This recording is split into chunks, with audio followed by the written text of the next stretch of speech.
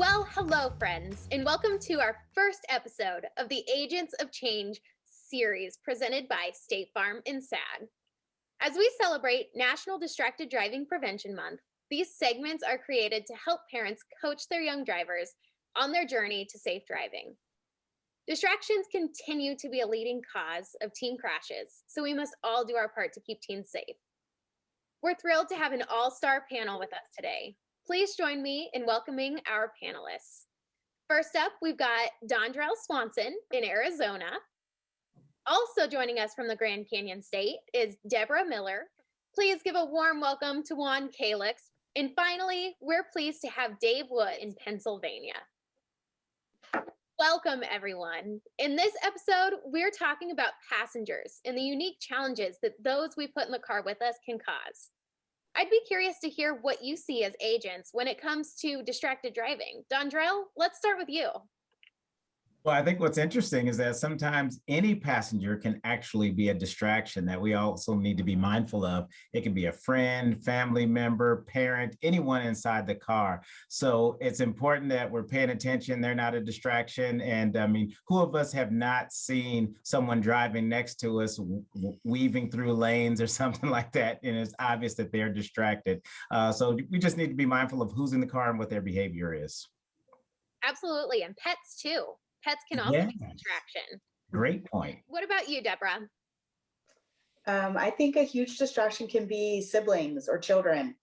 You are comfortable with your family. And so when we see teenagers driving their siblings because mom finally gets a break from being, the Uber, I think that can be a huge distraction. So making sure that there's rules set in place probably before you leave and for that teenage driver to have help with those siblings, or maybe even waiting a while before you take them, like a couple of months, so you have some experience. Sometimes from what I've seen is just having harmless conversations. You're talking to your friend. Yeah, you hear a quick little look to the passenger as you're driving, and the car in front of you stopped quickly. And here you are, you're causing an accident. And guess what? Your first accident, and it's your fault because a harmless conversation just caused that. So always keeping your eyes on the road is very important. I think parents do set the tone in this area when it comes to passengers. Each state has their different rules and regulations in terms of who, how many, when, what time of day or night passengers are an allowable type thing. We know they're a distraction. It's important to note as well that passengers can also be allies and assets in the process, helping you see distractions that maybe you didn't quite see. So, yeah, we see a lot of that, but the parents actually set the tone, usually with higher standards than what you see formally. And that's the beginning of a nice relationship, a trust relationship between the child, the teen, and their parents. Exactly. These are all excellent points. So let's say you're a parent in the car with your teen driver. You're talking to your teen about this topic. We know that distractions can be visual, taking your eyes off the road, manual, hands off the wheel, or even cognitive, taking your mind off that primary task of driving. So what are some of the behaviors to watch out for in helping passengers prevent a driver from becoming distracted? I think a good suggestion is just to be conscious of anyone that's being rowdy, any horseplay going on in the car, anything that's creating to an environment that is not necessarily the safest. One of the things we might not be mindful of is louder music that's in the car that can be a distraction as well. And so I think for the parents and the drivers, having this conversation about what kind of environment we like to have in the car and continuing to encourage that. I've personally seen situations where a driver may have wanted to do their best to be focused on the road, but due to other horseplay going on in the car, it created an unsafe environment. I'll kind of piggyback on the loud music portion of it. Teens, their main form of communication is their phones.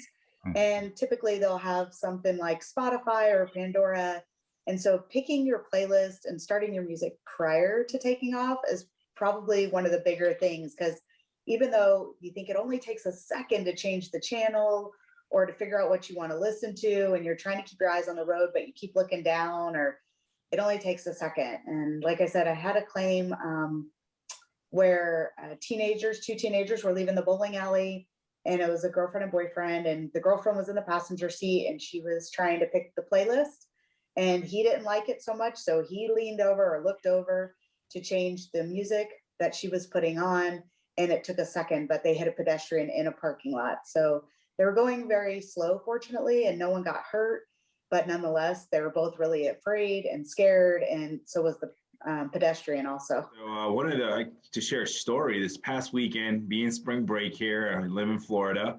I had one of my clients, her daughter was going to Daytona Beach, and she reached for her sunglasses. They fell. She went to go reach again. Next thing you know, she's having an accident on I-4, which I-4 is like the main highway here, which is much faster, much dangerous. Things happen much quicker. And, you know, when she called me, to double check, hey, Juan, how you doing? This is what happened. I promise I was being, did everything you have told me. I just went to go get my glasses. So something as simple as harmless as that. So I have to definitely agree with Deborah, having your music picked out. If you know you're going to put your glasses on, having them on. I mean, even if you just put them on the top of your head while, you're here, and then, oh, okay, cool. And then we're driving, so things of that nature to stay focused on the road. What comes to mind is, the reality that we can't eat and drive safely. We see a pivotal role in passengers in reminding drivers that, hey, we go through the drive-through, life is fast-paced, we all know that, but we've got that extra couple minutes, the fries smell really good, can we pull right into the parking space? The reality is we'll be eating sooner. The better news is we'll be doing it safely. So eating is a huge distraction with not just teens, but certainly focusing on teens who have less driving experience. It becomes critical. It absolutely does. And that's a great point. And there's so much power behind speaking up. And sometimes it's hard to know what to do when you're in a car and passengers start to become a distraction to the driver. What advice as agents would you give to teens to get out of those dangerous situations? Dondrell? Well, Bailey, I agree with you. The best thing our teens could do is speak up.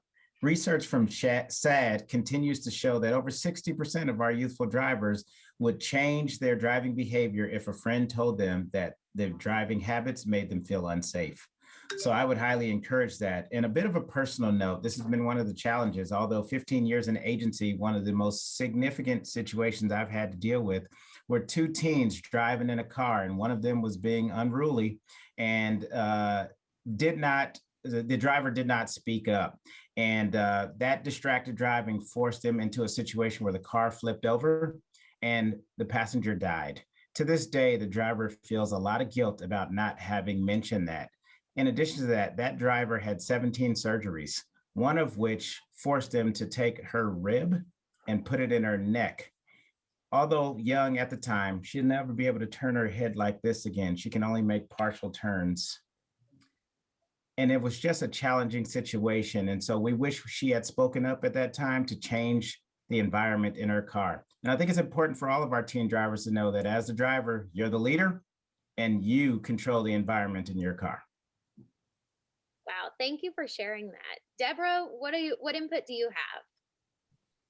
Well, since it's illegal in most states to use your phone while you're driving, I think that a good escape could be, if you're a passenger and you're feeling unsafe, or the driver is driving erratic or too fast, showing off, I think there should be like, I've got to stop and call my parents, I've got to check in, something to where there's a pre-plan between the parents and the child that they can get out of that situation and force the driver to pull over so they can make that call, or even just simply saying, I feel sick.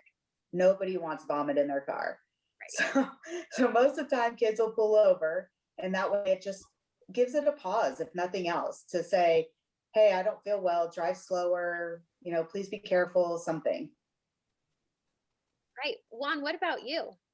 Yeah, one of the things that I always tell my teenage drivers, being a Pop Warner coach is, whenever your friends get in the car, hey, by the way, I have the Drive Safe and Safe device that my agent provided. This really monitors and tracks how I'm driving.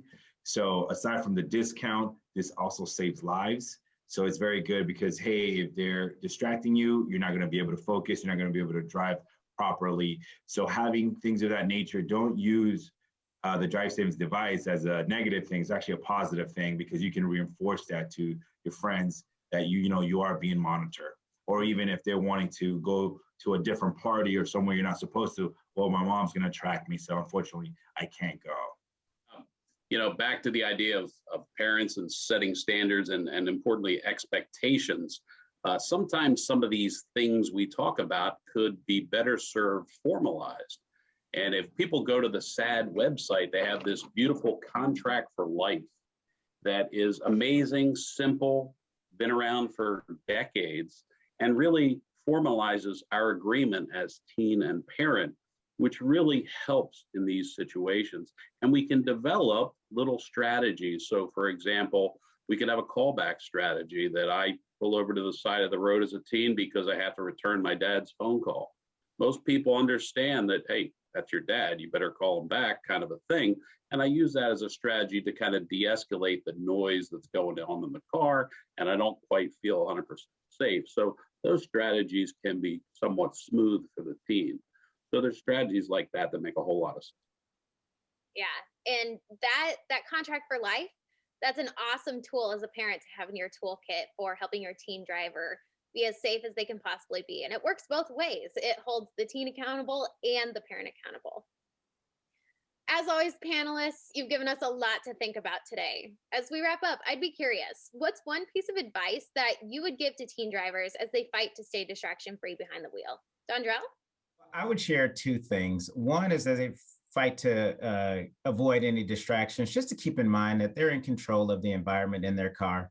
It is optional for your friends to be in the car or whomever else with you when you're driving. So make sure that you provide an environment that's going to make you feel comfortable driving and getting you and your passengers to your destination safely. That is your number one priority.